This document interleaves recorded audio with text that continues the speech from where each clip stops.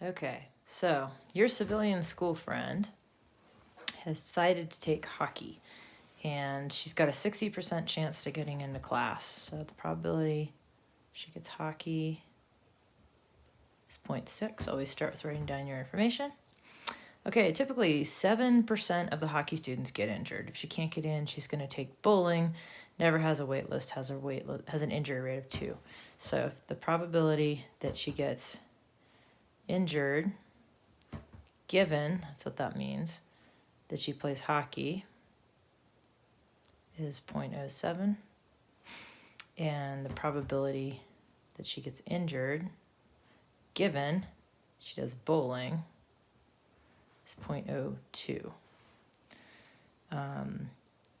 And she has a 25% chance of getting into the comic theater.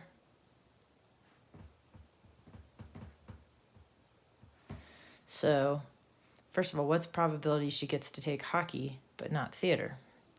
So, 1, the probability of hockey. Well, let's see. We're going to assume that getting into hockey and getting into comic theater are totally independent. So they don't affect each other. So the probability, that means we can multiply them together. So the probability that she gets hockey times the probability she doesn't get theater, which is just going to be 1 minus the probability she does get theater, and that was 25%. So this is going to be 75%.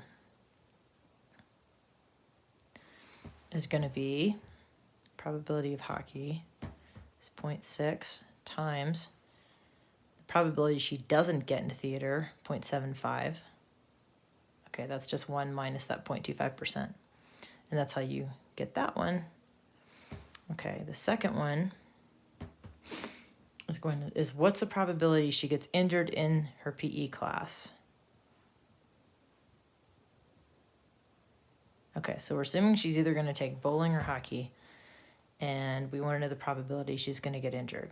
Well, whether she gets injured depends on which class she's taking. So we're going to draw a tree. So first we have to figure out which one she's got. So we're going to have hockey on this branch and bowling on this branch. And the probability that she gets to take hockey is 0.6. The probability that she does bowling, which is the other option, is 0.4. And now we're going to have within hockey, probability she gets injured. Actually, let's write this over here.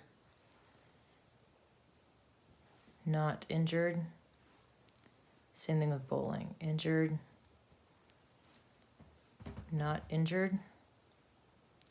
So the probability that she gets injured in hockey is 0.07. Okay, that's this guy. So the probability that she doesn't get injured in hockey is 0.93. That's just 1 minus that she does. Probability of getting injured in bowling is 0.02. Yes, it happens.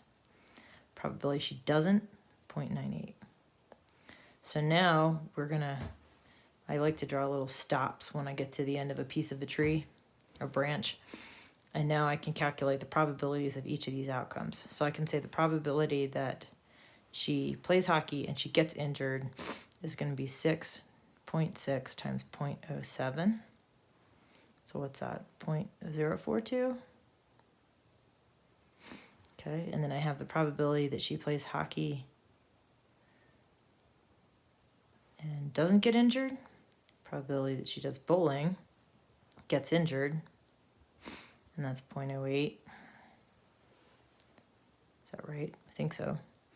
And then, actually 0.008, pretty small. And then the probability that she does bowling, doesn't get injured, is going to be pretty close to 0.4.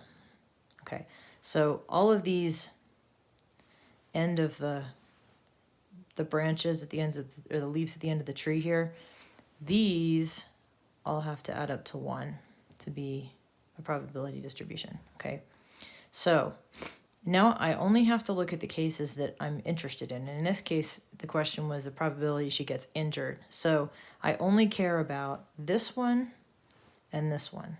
So at this point, you don't even have to look at the numbers. You just look at the tree. and say, okay, which ones are within my question here? Well, probability she gets injured in PE is only those 2 branches. So now I just come over here and I grab the 2 results that applied. So I have the probability of getting injured in hockey, which is 0.042, plus the probability of getting injured in bowling, 0.008.